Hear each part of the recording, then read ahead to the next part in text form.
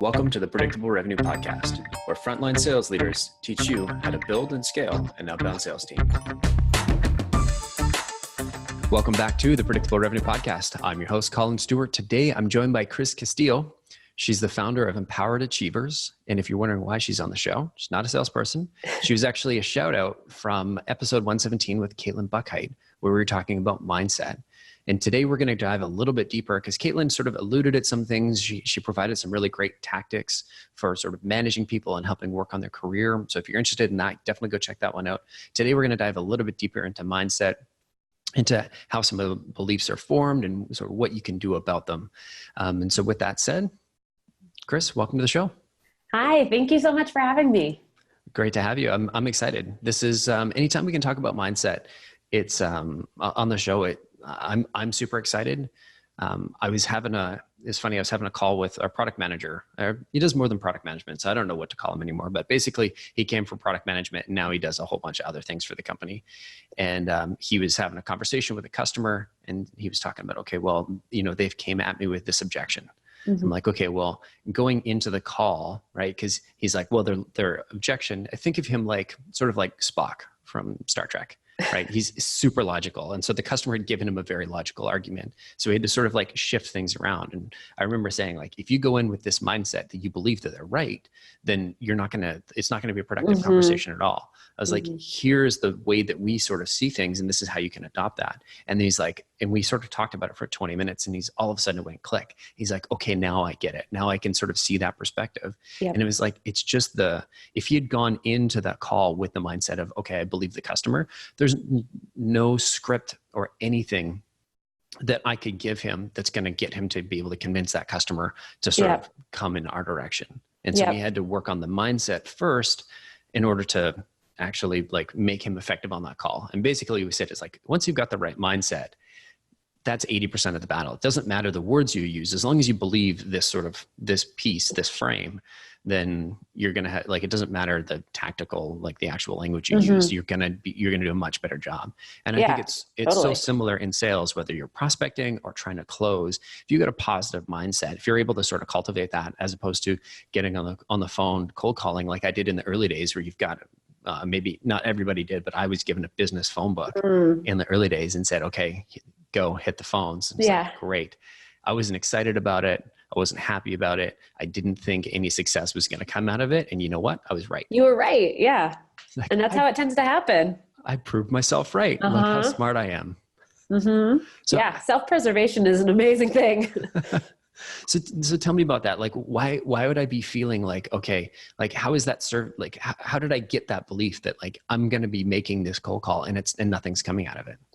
Well, I think it's interesting because mindset, right, is one of those things, to your point, is like, in my perspective, the ultimate mind hack, right? Once you start to understand mindset and how the things you think drive the results you get, so much more becomes clear. And I think it's really important, first and foremost, just to understand when we talk about mindset as a whole, it's not magic, right? We're not saying that I believe that this thing is going to happen, and so then poof, it happens, right? You're not a magician. This is not what we're talking about.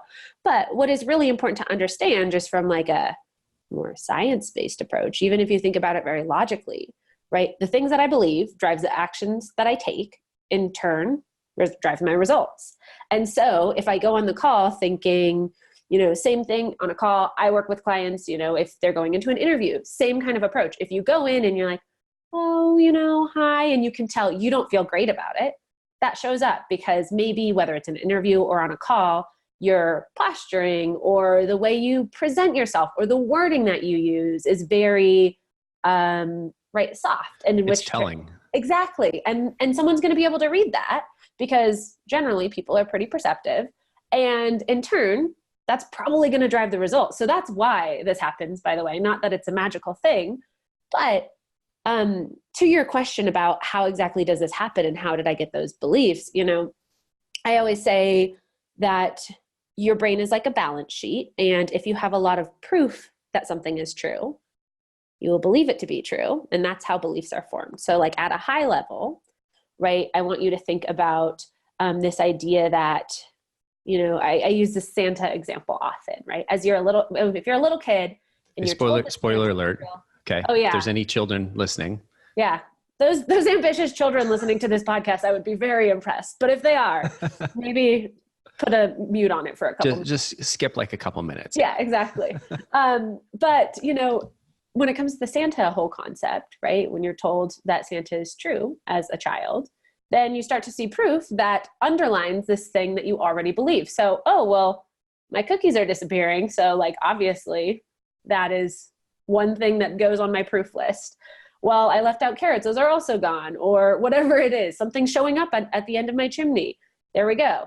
Right. Whatever it is that's kind of the process. Is we hear something typically when we're quite young. And then over time we accrue proof that tells us that this is true. And so then we start to assume it's true. So to the kind of shortened version, or my best attempt at a shortened version for your question, that's what I would say is really, you probably heard it somewhere and then you started to have experiences that told you that that was true and you started to believe it.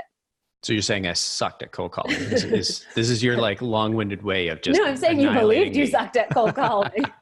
Yeah, that's the problem. That's fair. And you know what? In the very beginning, I probably did. But to your point, it probably wasn't like having that mindset wasn't doing me any favors and was probably just sort of creating this loop where it's like, well, I think I suck at cold calling. And then I go and I suck at cold calling. So I just like prove that I'm right. Yeah. Well, and that's the problem is no belief in my mind is for the most part, generalizing here, most things aren't inherently bad. Right. But the problem becomes when you have proof for a certain belief. And so you, in your kind of twisted math, say, well, because that's sometimes the case, that means it's the case 100% of the time. Mm-hmm. And that's where the issue lies, right? That's the kind of discrepancy we're looking at here, is when someone goes from saying, oh, well, sometimes my cold calls don't go super well, to saying, well, I just suck at cold calling and I'm bad at it. For sure. Right. That's the problem. And that's the incorrect math that I often see happening with people is I'm like, yeah, you can say sometimes that's the case, but is that the case 100% of the time? And we tend to think of things in black and white truths and in absolutes, which is not necessarily advantageous to us. And so that's where this problem comes, is when you start to say all of the time this is true, then that's when these become more problematic. And that's what we tend to do as humans, unfortunately. That's fair. And I think as, if I look back at this example and I unpack that, like I've helped companies with I've helped just people in general run sort of thousands of marketing, not marketing campaigns, sales campaigns, written messaging, cold call, et cetera, et cetera, et cetera. If I look back at that example of shitty Collin in that crappy phone book, that it wasn't a failure, necessarily an individual failure, right? It was it was a company failure we'll leave out right or wrong person, right? But let's say a junior person who was left to come up with their own strategy, wasn't given any coaching, right? Wasn't given any sort of sales materials and was just said phone book and go, right? Which in this case, you've set this individual up to fail. Yeah, you're not setting them up for success. Yeah. And so I've taken all these factors and I've internalized it and said, okay, well, I just suck at cold calling because I couldn't be successful here, and not realizing that there are other companies that would do it differently, that would say, okay, we're going to put you, 2 weeks shadowing, and then you're going to have this and you're going to have that, and then you're going to have all this material. Yep. And had I had that, it would have cultivated a much more positive outlook of myself and how I felt about cold calling and my abilities. But it's tough to sort of zoom out and see that, especially when you're so into the weeds. 100%. And that's the problem, right? Is as humans, we tend to be pretty harsh on ourselves. I used to work in advertising. I used to always be the person who expected a lot of myself. That's also who all my clients tend to be. So I know this pattern very well of this, oh, well, this one thing didn't go well, so it must be on me. And yet the same, the math never works both ways, right? You're willing to take all the blame, but you're never willing to take all the praise. It's a very interesting thing. But yeah, the ego is interesting like that, right? You almost think that as a self-preservation tactic, well, if I just, say that I'm bad at it or it's my fault before that, then no one else can tell me that. So that's going to hurt less, right? And it also hurts less when you do fail. If you come into it with knowing that I suck at cold calling and then I go in and I prove, it's not like, see, I thought I was good and I failed. It's I knew I was going to do a bad job and I did a bad job. See, I was right about me being terrible. 100%. You are preserving your rightness. And this is very much something, you know, tied to this idea about, right, either Carol Dweck. So Carol Dweck wrote the book Mindset, The New Psychology of Success. And she talked about growth versus fixed mindset, and we can spend a lot of time on that.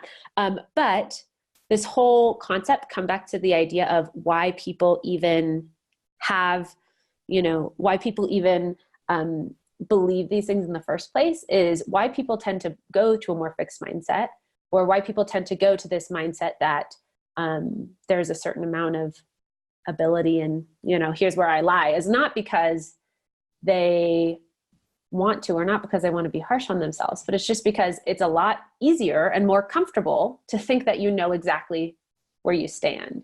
So you can say, well, oh, I'm just, you know, I've just never been the person who's good at math like that. So it's not, you know, it's not a problem. It's just what is. It's a very interesting approach. And that's the, like, to summarize, if people haven't read the book, yes. Basically she says there's two mindsets, and the fixed mindset is a type of person that believes that they were born with a certain set of skills, and those skills are fixed. Yes. Right. So I was born able to, you know, talk to anybody. And so therefore I'm innately going to be great at sales, and yep. nothing that I do can really change that, other than sort of hone these skills I already had. Yes. Whereas the growth mindset is sort of the opposite. And it says you're born with a certain set of skills, but your brain is infinitely malleable. You can develop, yes. and, you know, you can go from not being, you know, not thinking you're not good at talking, to thinking, you know, to being great at talking, thinking you're not great at math, to thinking, you know, you're amazing at math. Exactly. Yeah. It's this whole idea that, right, if you believe, or if you have a fixed mindset, you look at everything as a, you know, measuring stick, right? That being able to look at everything against a ruler and say, you know, there's a finite amount of ability, and once you hit a barrier, then you decide for yourself that that's the cap, right? So the example she uses, one of the things she talks about in the book, and I think she has a TED Talk as well, which is super great, and only, I think, 20 minutes or something like that. But she talks about how this came up in terms of the research study she did, where she gave puzzles to a group of kids, and she told part of the group, you know, oh, this is going to be, well, she told all the kids, oh, this is going to be super, super challenging. Like, this is a really hard puzzle. And about half of the group said, yeah, I don't even really want to start. You know, they were freaked out by it, and they were like, no, I don't want to do the puzzle. No, thanks. Cause they had talked up how challenging it was. But then there was this other group who said, oh, I'm so excited. And then they finished it and they said, can I have another? And mm-hmm. so she was trying to figure out the difference between the two of them. And yeah, that's very much what it is fixed mindset thinks that you have a finite amount of ability. So for example, if you're doing great in math until you hit calculus, then you say, well, I guess calc was my limit. So beyond that, can't do it. But until then, I'm comfortable. And a growth mindset acknowledges that when you hit those barriers, you can grow through them. And it's crazy. It's crazy to me, because it's like, these are like actual sort of thoughts that have gone through my head at one point. It's like, you're not good at sales. You're not good at cold calling. You're not good at math. And it's like, you had these beliefs, and you just had to you had to gut through it. Yeah. And just keep sort of pushing. As you were talking about the example of sort of the kids that, you know, with two different mindsets, it reminded me of, and I can't remember the exact example, but it was a study that was done and referenced in the book, Thinking Fast and Slow. And mm-hmm. they talked about it was about, I'm pretty sure it's Thinking Fast and Slow. And they framed up, it was two groups of housekeepers. And in one, they suggested, so the one was the control, they said nothing. And the other, they suggested to the housekeepers or reminded them that the housekeeping work that they were doing was actually quite good exercise. Mm. And in the group that had, so of the control group, control group stayed the same, but the group that was suggested that what they were doing was actually really good exercise, they'd lost something like 10% more weight than the control group. How interesting. And so it's like, if your mindset can have an impact on your physical body, and not just on how you sort of interact with the world and talk with others, but if it can have an impact on sort of weight loss, then there's such a huge spectrum of what this sort of mindset can touch with regards to your performance on a sales call. Yeah. There's millions of applications. It affects it is one of those things that affects everything. And before I understood it or learned much about it, it was kind of once I did learn, I felt like my world was being broken open because I was like, oh my gosh, this explains so much and it can do so much. So yeah, you are 100% correct on that. Cool. Yeah. I'm going to take that little audio clip and just like play that anytime I'm right at the office. I'll have like one of those buttons, like with those easy buttons. And just like every time I'm right, I'm like, you were 100% correct on that. Oh, good. I'm so glad to be that for you. Yes. I don't hear it very often. So, soak it in while you can. Yeah. Exactly. So we've talked a little bit about sort of how they're formed, but like, why would we have developed these in the first place? Yeah. I mean, I think, right. Again, some of these things are things you hear, but I think what's one thing that's really important to underline when it comes to beliefs are some are innocuous, some are advantageous even. Others are more problematic, but it tends to come back to if we see things, right? I want you to really come back to this idea of being a kid. I always explain it like kid math. Kids are great for a lot of things. They are wonderful, and they're not always the most discerning, which is also how the Santa thing goes so long, right? And so they're not always the most discerning. And so for them to be able to, sometimes they'll see something and they'll come to their own conclusions. And this is never the conclusion, or is rarely the conclusion that the adult wants them to draw from it. So I'll give you an example here, which is one of the big beliefs that I had to unpack and understand before I could start my business was I had a belief before I started that the only way to be successful was in corporate. And when I looked at, what this was based in, a lot of it came back to, I grew up with a dad who was in corporate and a mom who was self-employed. And it was so interesting because, my parents would constantly say great stuff about my mom and how much work she was doing.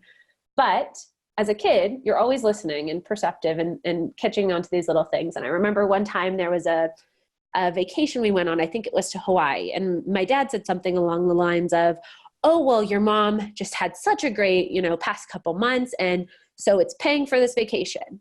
And if in his mind, it's meant as a compliment and a yay, mom, look at how well you're doing. And to me as a kid, I start scratching my head and I say, okay, so that means it doesn't pay for anything else, right? Right. And that's what happens. And he would be horrified and totally mortified if he knew that that's what I got from that statement. And if he knew that later I took that to believe, well, if you work for yourself, it's kind of just fun money, but everything else you have to be in corporate because that's the real job. That's the thing that really makes it happen. Yeah. And if they had known that something as small as that could make such a big impact, they would have never have said it, right? But it's so fascinating how you hear something like that and then you kind of pick up on a lot of little cues. And so you put it together and to make this Frankenstein of a concept that you then go about your life believing and practicing into the world is true. So that's an example of how one was formed for me. But I think that's to answer your question of where they come from, right? That's really it. It's these things that are deep in the recesses and we pick them up because when we're young, we're always looking to the people around us for examples of what's true and what's not true, because that's how you figure out the world. Mm-hmm. And sometimes you just miss the mark in terms of what you take to be true from what they said. And it's never what they're trying to instill in you. Mm-hmm. And the interesting thing you mentioned there was that, sometimes they're, benign and or innocuous, and sometimes they can actually have a real impact. Mm-hmm. I think do you ever see cases where people are recognizing that they have some of these sort of like limiting beliefs? They know that they have them, but they're still having an impact on them? Oh yeah, all the time. But I think I have never met a person who doesn't have some beliefs that are not advantageous to them, is how I will put it. And I think some are more challenging than others, but the way you tend to find it, and this is one thing that I often talk through with clients, right, is the way you know that there's something going on tends to be when you have a recurring gap between ideal versus reality. So what I mean by that is you constantly say, my ideal, so I want to be doing X, Y, and Z, my reality is very different.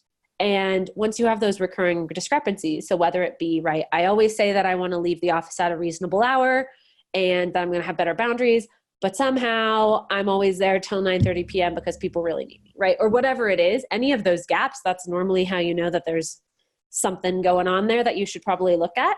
Mm-hmm. And everyone has them in some way or another. So it can be a sales specific thing. It can be mindset when it comes to pretty much anything when it comes to work, life, right?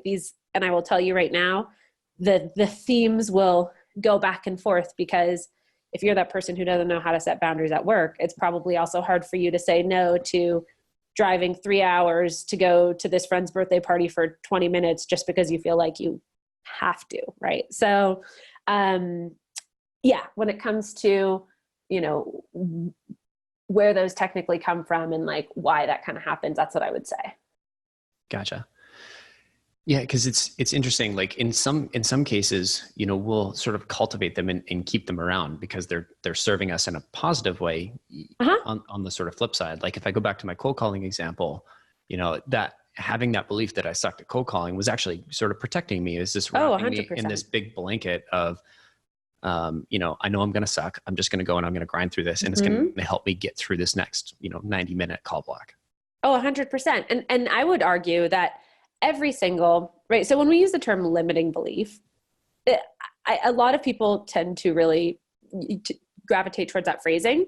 For me, I kind of talk about beliefs as a whole, because I think we're talking about ones that are, of course, can be limiting to you, but they're all there for a reason. And that's kind of why I hesitate to say that these are all bad, because they're not. You've kept it around this long because it served you in some way or another. So the belief that the only way to be successful was corporate, well, for a long time, it kept me really safe. It kept me on the corporate path. I was being successful in corporate.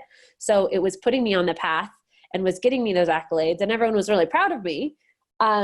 And it was also protecting, say, at kind of to your point earlier, right? It protects the ego.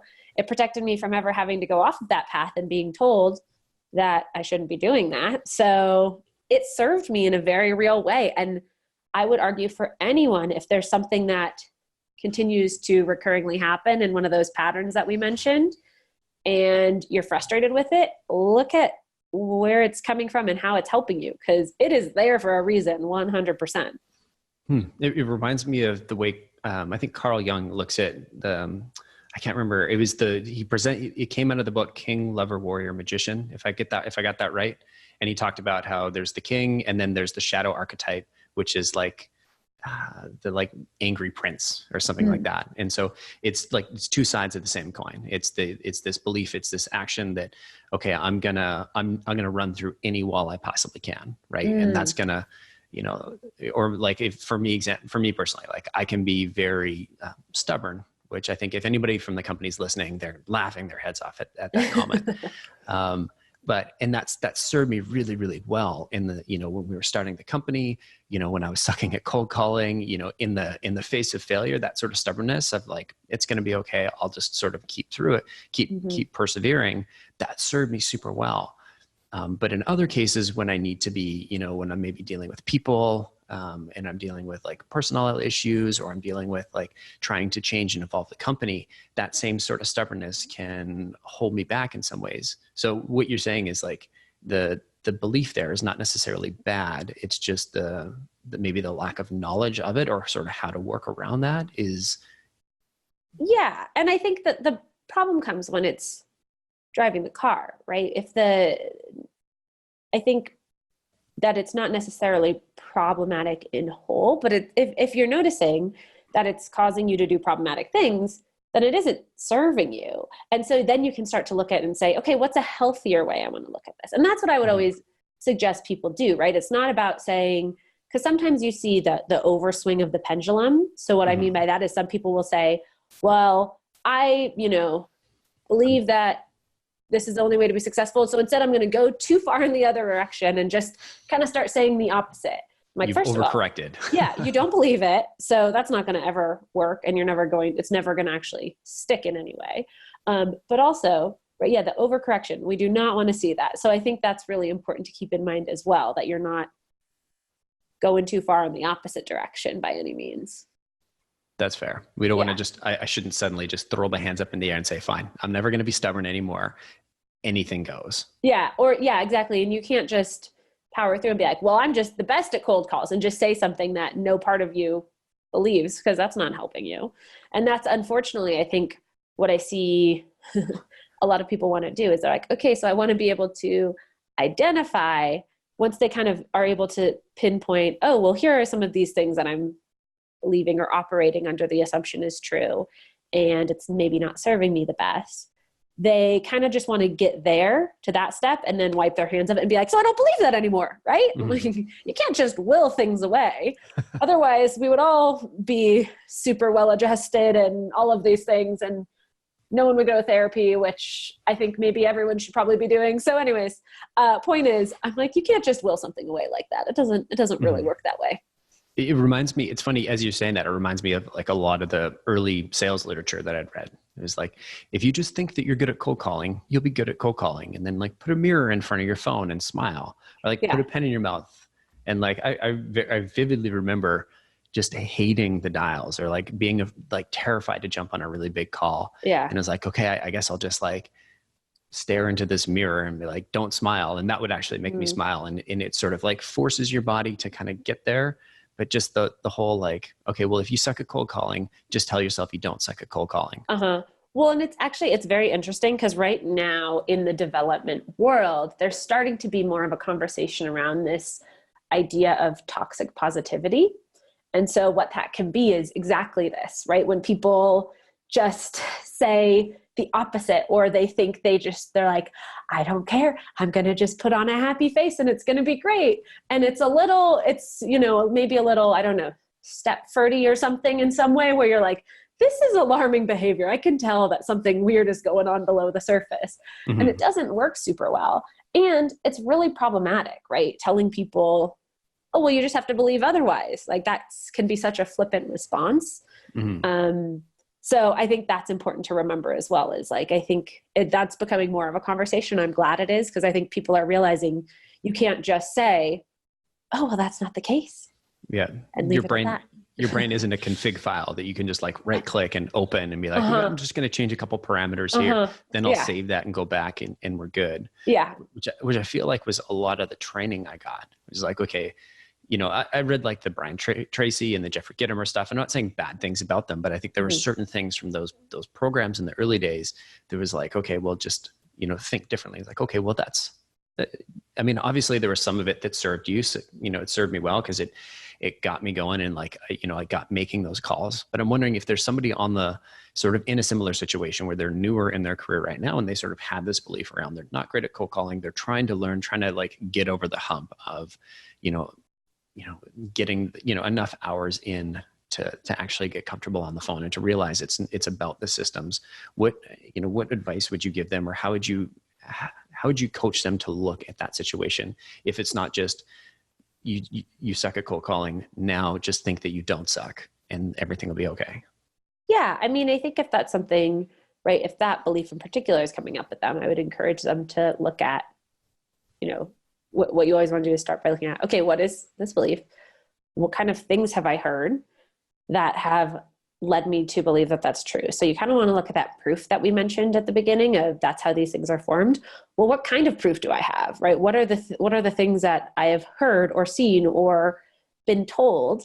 And it's so funny, because I think this is one of those steps that people don't want to necessarily do, in terms of they say it's really going to be hard. So they're like, I don't know, I'm not going to be able to think of any of these.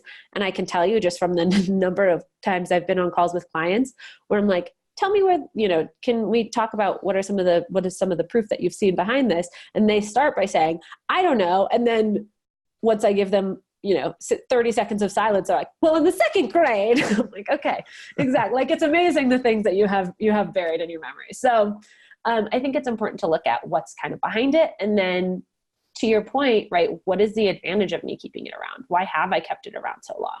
So you can look at why it hasn't been helping you and why it has. But these are really the steps I walk clients through with any sort of belief that's coming up and impacting their career in a way that's not advantageous to them. Looking at, what's it based in? Why am I even keeping it here? how does it serve me? How does it not serve me? And what's a healthier way to look at it, right? What's a kind of new belief that I believe in my gut and I believe in concept, but I don't always act as if that's true? Because that's what you want to replace it with, not this opposite. I'm just going to say the opposite and that's going to be great. Because as we said, that can be a little toxic positivity and not so useful. Well, you don't believe it. Exactly. And you don't buy it. Bullshit. And so now you're pissed off at yourself in your brain. Yeah. So instead it has to be something that you conceptually buy, but you just don't always act as if that's the case. So maybe it's something about like, well, conceptually, I know that, I'm new at doing these calls and they can be challenging, but like, I know maybe one thing that I do totally buy is you get better, but the best way to get better at doing these calls is by doing a lot of them, right? So like, maybe that's something that is a more healthy way that I conceptually buy and I know is true. And I just need to continue to remind myself of that instead of, I can't do this. Maybe my new reminder to myself will be, well, I know the best way to get better at these calls is by having a lot of them. So here we go. My next one is going to be another way for me to add a tick on that and move me closer to feeling like I'm really equipped to do these. Interesting. I feel like I've learned so much in the last, since starting the company, I've learned so much in the last 7-8 years. And it's funny. It's almost like climbing a mountain. Like the first time I had to learn something new like this was like staring at this like face of a mountain. I'm like, how the fuck am I going to climb this thing? Like, I don't know how to do any of this. And like, I'm not trying to brag that I've learned so much, but I've had so many opportunities to stand at the bottom of the mountain going, oh, this again. Okay, great. And it's interesting that I've done it so many times now that I'm like, I just look at it, I'm like, oh yeah, it's a mountain. I'm like, we'll find a way to the top. Like I might not know how to climb this mountain, but we'll figure it out. And so like the more that I've gone through this process of doing really hard things, the easier doing new things has gotten for me. 100%. Yeah. Because you've gotten recurring exposure to the fact that I can do hard things and I can overcome things that feel insurmountable. But I know because I've practiced that experience before. You're totally right. It's like when you're, as a kid, when you learned to ride a bike, it felt a lot more challenging. Now you don't think about it because you've had to learn things before in that same way. So yeah, totally agree with you on that. And it's interesting to the point that you had before there. I started to distract. I just felt like I need to talk about mountains for a little bit. I respect that. I live in Colorado, so cool. Always talk about mountains here. Vancouver here. I got the mountains right behind me here. Oh, yeah. Where are your mountains? Come on, Chris. Well, on the wall. Right that way. We do have a bunch of mountains on the wall behind me, but no. Cool. Awesome. One of the things you sort of alluded to is it's not just about unpacking the sort of, I guess I won't call them limiting beliefs, but the sort of beliefs and sort of where they come from. It's not just about understanding where they came from. It's understanding sort of why you kept them around, how they served you. But it's not good enough just to sort of get the history of them. Like you mentioned that we have to sort of do things to rewire the brain. So can you talk a little bit about how we do that? And obviously we're not in a coaching session and we can't have this conversation with, thousands of people at one time and just say, okay, let's open up some things that we're not going to be able to sort of fix and close because this is a podcast. We can only get so deep. Right. Can't have a personal conversation with everybody. Right. But can we talk about maybe let's go back to this cold calling case. We've unpacked that. Okay. I think I'm not great at cold calling. And I know why it served me. It's been this security blanket. So how do I go about rewiring that belief?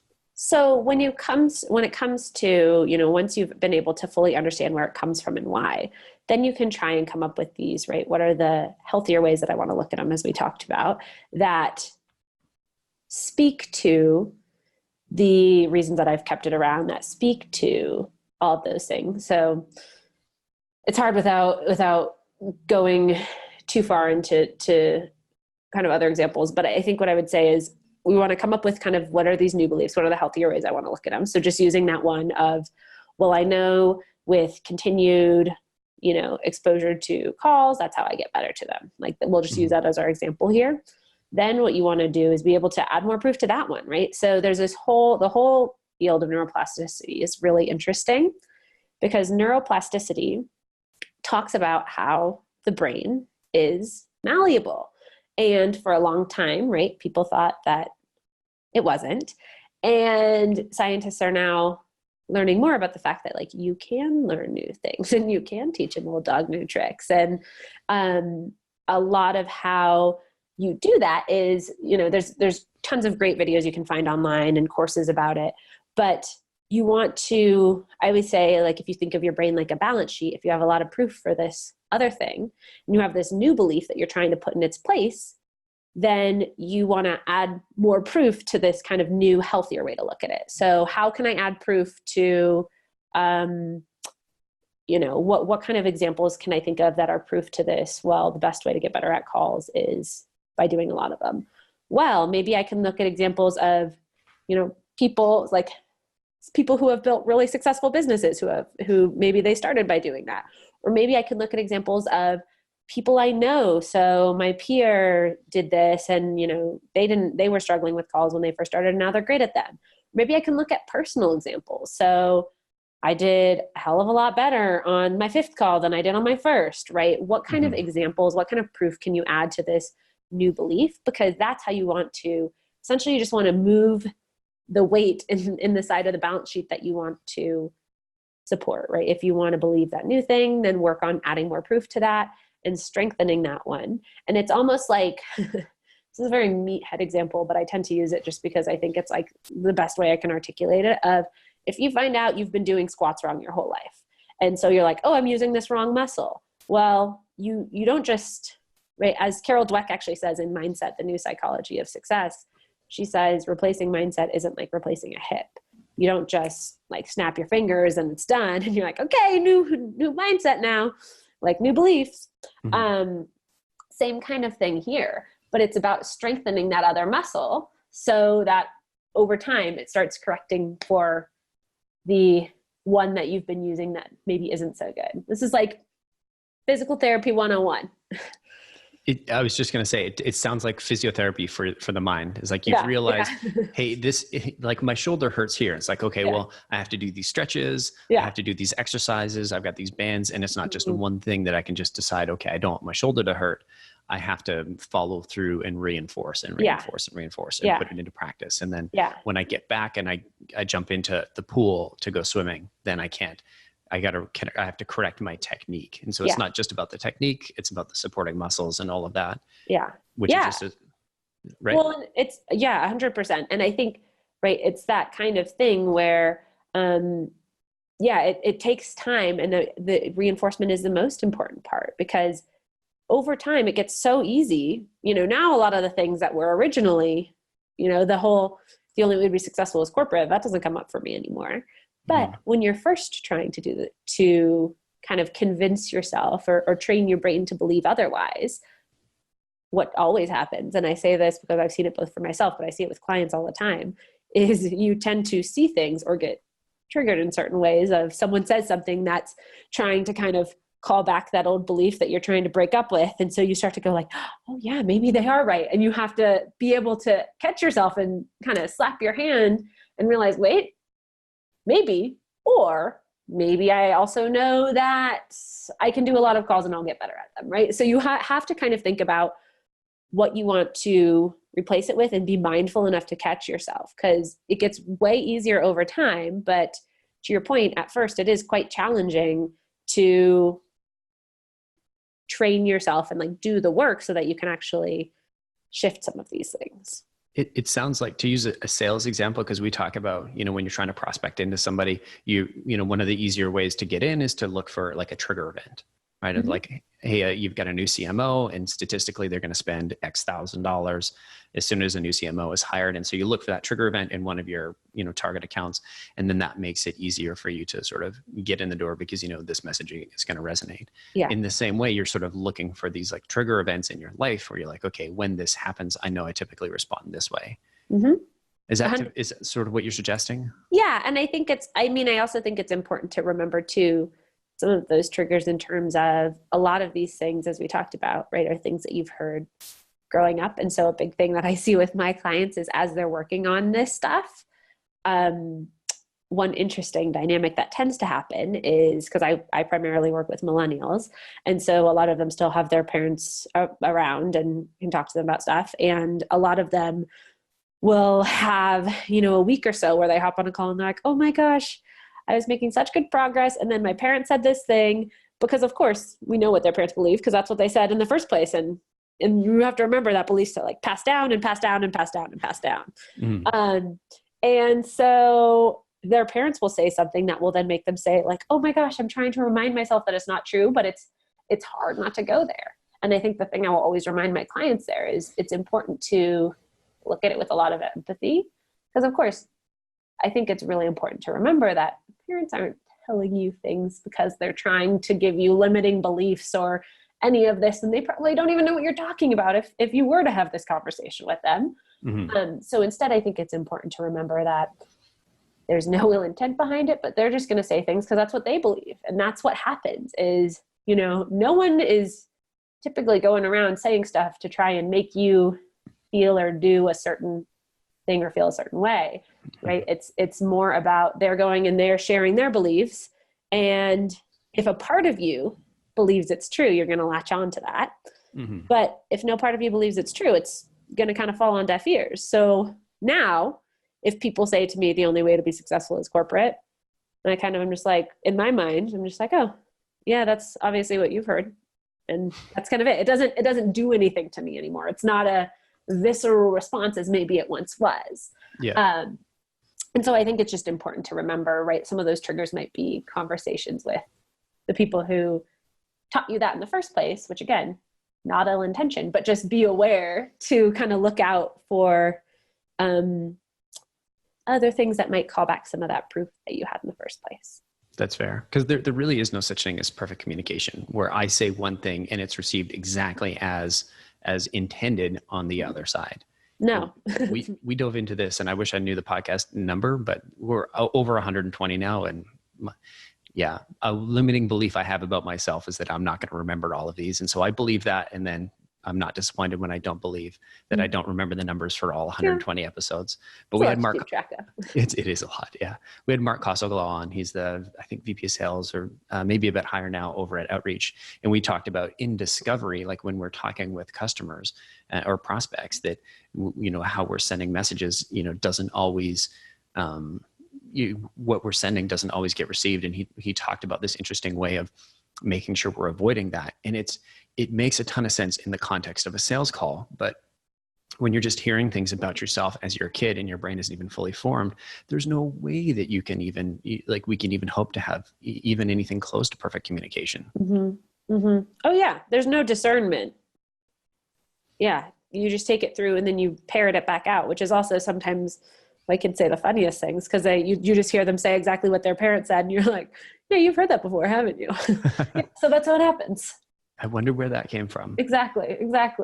Right on. Chris, I've really enjoyed our conversation here. I'm wondering if we're thinking about resources for the future. You talked about a video on neuroplasticity. Is there anything top of mind that comes to if people want to? There is there's like a 2-minute YouTube one. And I think I'd have to look up, I can send you the link of where it's from if you want to link it in show notes or anything like that. But there's just like a short one that I found. But if you just honestly take a search of neuroplasticity on YouTube, there's tons of videos where you can learn a little bit more about it. Cool. I almost had to Google how to spell it, but I'll put it in the show notes because I typed it into Google Sheets or Google Docs and it didn't correct me. So I think I got it right. But yeah, that is correct. Perfect. I will, when Chris sends me the link, I'll throw that in the show notes. I'll see if I can track down the Thinking Fast and Slow housekeeper example that I found. I've got a video of Carol Dweck's Mindset TED Talk. And then there was something earlier that I didn't get quite into, but we kind of alluded to, but there's a book by Joe Navarro called What Everybody Is Saying. And, we talked about in the very beginning of the episode about how what we believe can sort of present itself physically and on the calls. If you don't believe me there, like check out Chris's book. He was I think FBI interrogator, interrogator. And he talked about just how to pick up on the visual signals that people are telling you. As a salesperson, that book has had has been a huge help in understanding, especially with Zoom. And, now we're on Zoom and running the podcast. I can see when guests are like, yeah, this makes sense. Or I can see the blank stares where you're like, Collin, I wish you would just stop talking. And so I'm a big fan of that book. Definitely recommend. So Carol Dweck is definitely one. I think you alluded to Angela Duckworth's Grit a little bit earlier. Any other books you recommend people that are thinking, I want to harden my mindset, I want to check, for them to check out? I think starting there is a great place to work, a great place to begin, to be honest. I mean, there are tons of resources on mindset.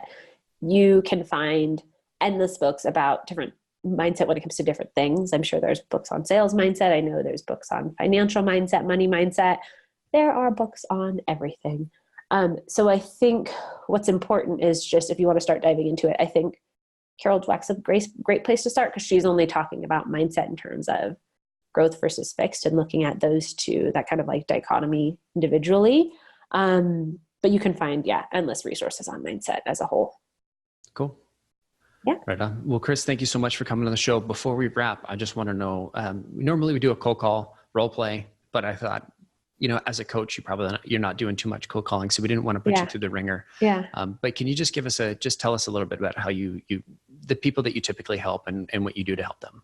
Yeah. So I primarily work with millennial women, and pretty much everything we do over at Empowered Achievers is focused on helping them to build more fulfilling careers that they love. So whether that be, helping a woman within corporate who is looking for something that's a bit more fulfilling, right? Maybe she's been in her career for a while, but she's realizing this is something that I fell into, or this is something that I've been doing since college, but I don't know that this is actually what I want to do forever.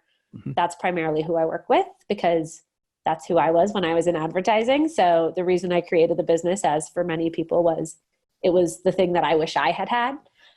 So either helping them in corporate, or helping them women who are in corporate but looking to start their own side hustle to get more fulfillment outside of work in that way. But yeah, both of those ways, doing individual and group coaching and stuff like that, to help them to identify some of this stuff. Like, what are the things that I'm thinking about work that maybe aren't so helpful?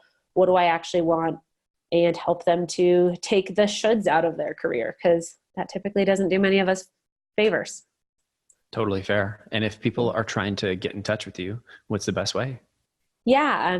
You can find me on social at Empowered Achievers. My website is Be Empowered Achievers, BE Empowered Achievers.